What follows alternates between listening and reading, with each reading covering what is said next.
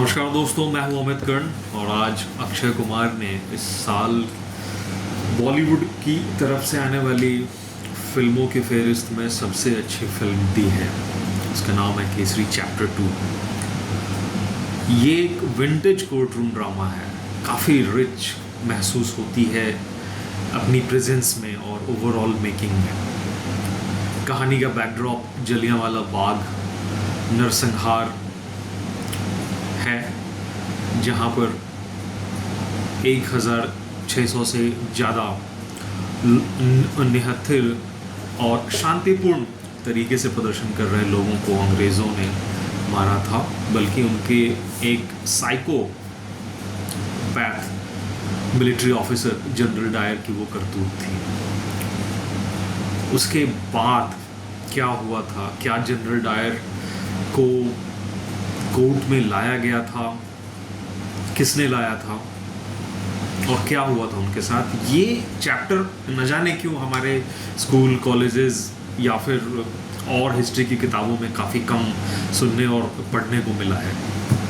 लेकिन अक्षय कुमार ने उस मुद्दे को, उस टॉपिक पर ये फिल्म बनाई है और में काम किया है। और करण सिंह त्यागी इसके डायरेक्टर हैं और क्या खूब फिल्म बनाई है उन्होंने।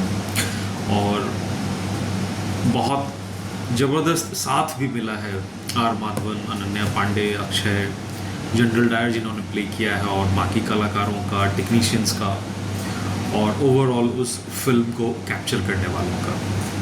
करण जौहर भी और अदार पूनावाला भी इस फिल्म के मेकिंग के लिए तारीफ़ के काबिल हैं कि उन्होंने एक ऐसे टॉपिक को चुना जो गुमनाम सा था, जिसके बारे में लोगों को जानकारी कम थी।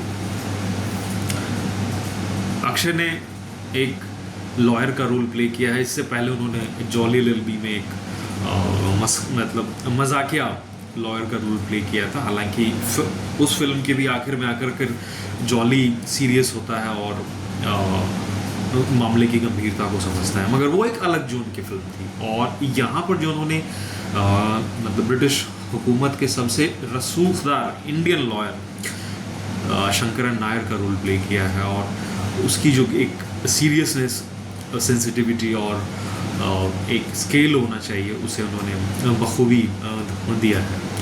हाल में कुछ फिल्में अक्षय की कम चली हैं, कुछ एक ऐसी भी फिल्में रही हैं जो अच्छी थी, जो डिज़र्व कर रही थी कि वो चलनी चाहिए बॉक्स ऑफिस पर, जैसे सरफिरा। वो अच्छी फिल्म थी मगर वो कम चली थी।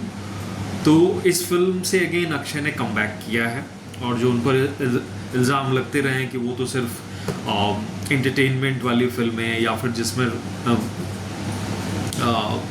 ज़्यादा मसाला फिल्म है, वो करते रहे हैं, जबकि हकीकत ये है कि उन्होंने पैडमैन, टॉयलेटिक प्रेम कथा हो या और भी ऐसी सोशल अवेयरनेस वाली फिल्में उन्होंने की हैं और देशभक्ति वाली फिल्में वो करते रहे।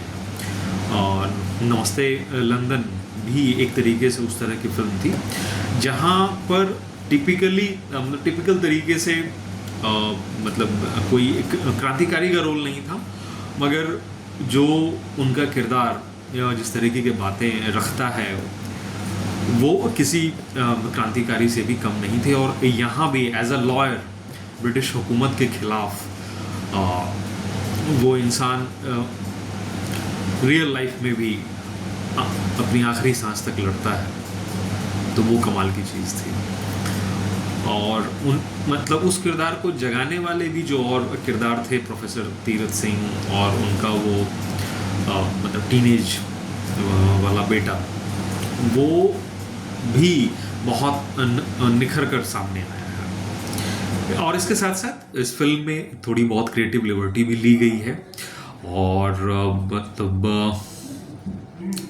लीनियर फिल्म नहीं है, और जो कानून की बारीकियां होती हैं और एक अच्छे कोर्ट रूम ड्रामा की खूबी होती है कि आप वहाँ पर जो प्रावधान है कानून के, उनसे आप खेलते हैं, उनको आप हथियार भी बनाते हैं और उनको आप कमजोरी भी बनाते हैं।